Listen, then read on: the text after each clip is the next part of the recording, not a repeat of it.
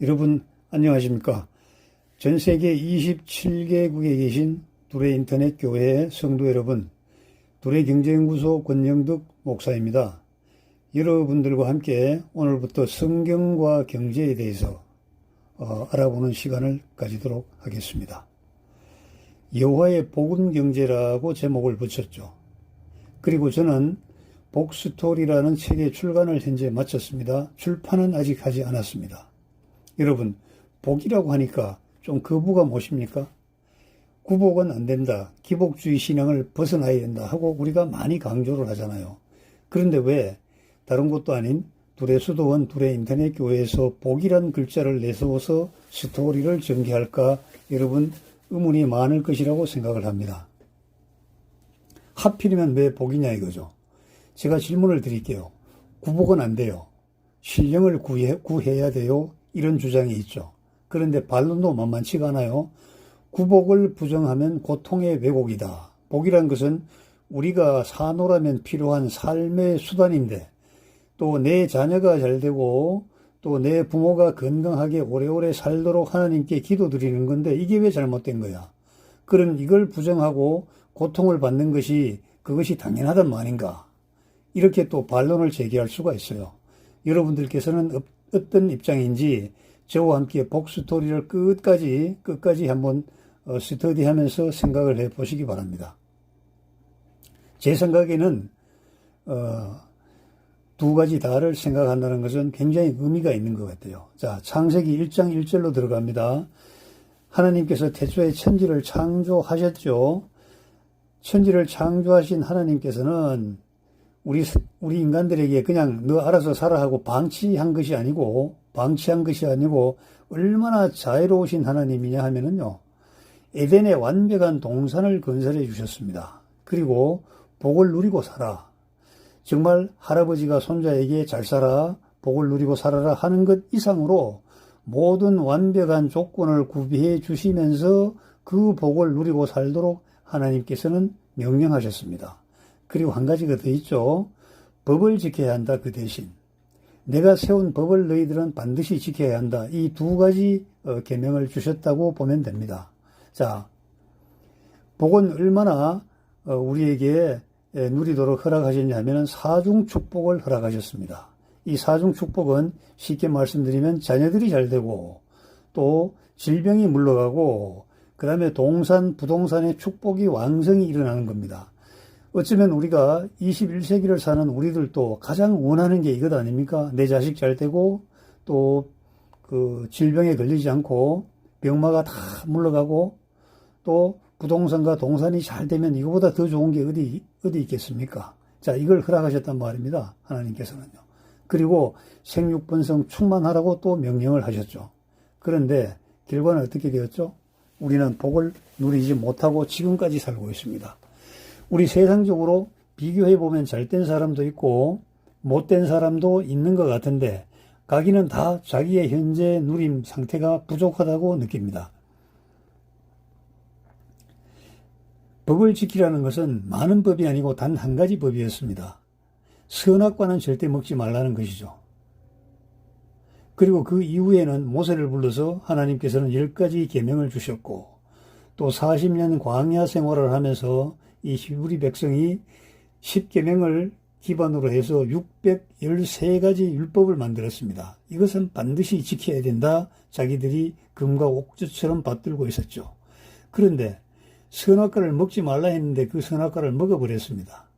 그래서 죄를 지어서 노아 때는 홍수로 심판받고 노아 일가족 8명을 제외하고 모든 생물이 다 멸절됐는데 그 이후에 노아의 자손들이 계속 번성하면서 죄를 지었습니다. 그 결과 어떻게 되었죠? 하나님의 진노를 받아서 전쟁이 나서 포로로 끌려가고 전쟁에서 죽고 결국은 나라가 멸망되고 말았습니다. 이러한 그 과정을 겪어서 인류의 역사가 진행되고 있었죠. 그러던 중에 예수님께서 그리스도로 오셨습니다. 예수님은 하나님의 아들이자 하나님의 본체이시죠. 우리를 구원해 주시는 그리스도로 예수님이 오셨습니다. 오신 예수님께서는 가까이 온 천국을 선포했죠. 회개하라. 천국이 가까이 왔다. 얼마나 가까이 왔게요? 성경에 보면은 at hand, 손을 뻗으면 잡을 수 있는 거리까지 왔다 이겁니다. 그런데 이 유대인들은 하나님이신 예수님의 가르침을요, 거부하고요, 조소하고, 비난하고, 그리고 핍박하고, 죽일 궁리하고, 가는 곳곳마다 따라다니면서 소란을 피웠습니다. 그들은 모세오경과 율법을 맹신하여서 은혜의 복음을 수용할 수가 없는 상태가 되어 있었던 겁니다. 그리고 사람으로 오신 하나님이신 예수님을요, 십자가에 못 박아 죽여버리는 만행을 저질렀습니다. 정말 해서는 안 될 짓을 한 것입니다. 그래서 지상에 건설하시려던 천국은 연기되고 말았습니다. 이방에게 포로가 되고 결국은 멸망하고 2000년 동안 디아스포라로 이 세상을 떠돌면서 흔적도 없이 사라진 사람도 많고 그 중에 남은 사람들이 2차 세계대전 이후에 저 가나안 땅에, 팔레스틴 땅에 이스라엘을 건국하게 되었습니다. 지금은 어떻습니까? 우리는 대환란의 시대를 정말 바라보고 있습니다. 기대하면서 바라보는 게 아니고 성경의 말씀대로 적 그리스도가 다스리는 대환란의 시기가 예고되어 있습니다. 그때가 되면은 큰 시련과 박해를 받을 것이고 믿음이 아니라 믿음과 행위로 구원을 받는 정말 어려운 그 난관에 봉착하게 됩니다. 이러한 과정을 다 겪고 난 다음에 새하늘과 새 땅이 내려오고 지금 우리가 살고 있는 하늘과 땅은 사라져버리고 하늘에서 내려오는 새하늘과 새 땅으로 들어가는 것입니다. 여러분, 법과 복의 관계는 말입니다. 어떤 사람들은, 상당히 많은 사람들은 법을 더 중요시하죠. 하늘의 것을 더 중요시하면서 이 땅의 복은 필요 없다 이렇게 얘기합니다. 대표적으로 영지주의자들이 그렇죠. 하늘의 신령이 중요하지 이 땅의 속적인 것은 아무 소용이 없다 이렇게 얘기합니다. 우리는 알게 모르게 이 말에 많이 세뇌되어 있습니다. 재물 얘기하고 경제 얘기하면은 죽어서 가지고 가지 못하는 것입니다. 여러분, 죽어서 가지고 가지 못하는 것은 돈과 경제만이 아닙니다. 이 세상 산호람에 있었던 모든 거 다 없애버리고요. 심지어 내 몸에 피까지 다 쏟아버리고 저 하늘나라로 가야 됩니다. 또 광야에서 이슬을 받아먹고 공동체로 살았던 그 광야의 에스네파들이 이 복을 아주 터부시합니다. 그리고 바리새인들이 또 율법에 젖은 바리새인들이 자기들은 누릴 거 다 누리면서 우리 그 백성들에게는 세상 복을 구하지 말라고 이렇게 강조했습니다. 그런데 법과 복은 말입니다. 여러분 손을 펴보세요. 손바닥이 있고 손등이 있죠. 하나는 손바닥이고 하나는 손등입니다. 손등이 없는 손이 존재할 수 없죠. 손바닥이 없는 손등 또한 존재할 수가 없죠. 법과 복은 이런 겁니다. 손바닥과 손등과 같은 관계입니다. 바닥과 손등이 온전해야 주먹도 이렇게 움켜쥘 수가 있는 거 아닙니까? 연필도 들고 글을 쓸 수가 있는 거 아닙니까? 법과 복을 그런 관점에서 해석을 해야 된다 이런 뜻입니다.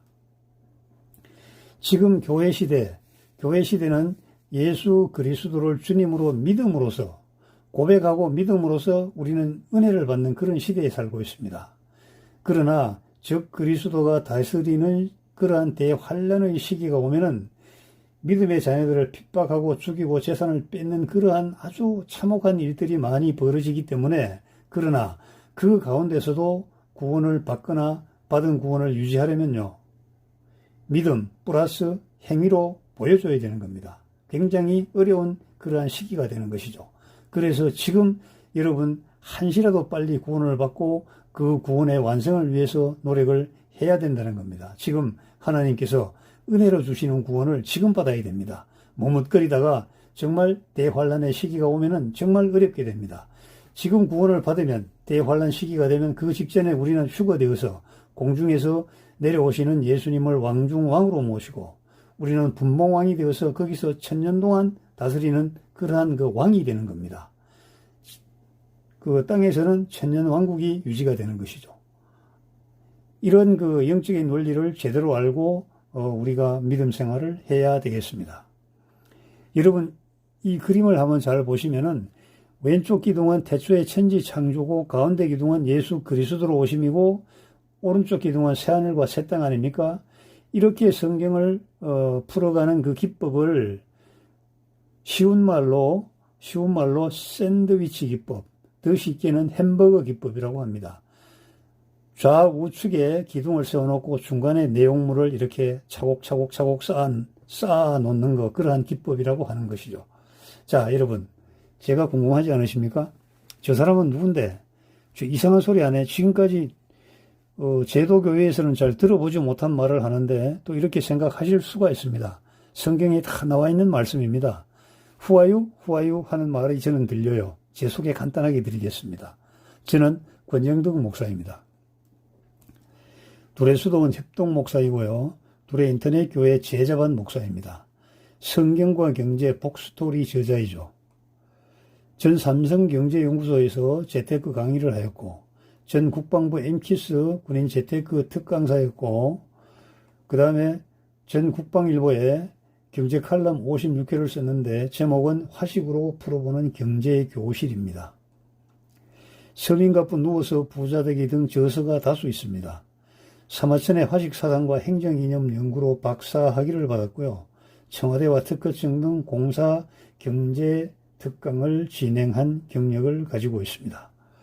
여러분, 제가 다음 시간에는 이 복스토리 강의를 준비하면서 고민되었던 사항을 여러분과 함께 토의하면서 두 번째 시간을 진행할까 합니다. 오늘은 여기서 마치겠습니다. 여러분, 감사합니다. 안녕히 계십시오.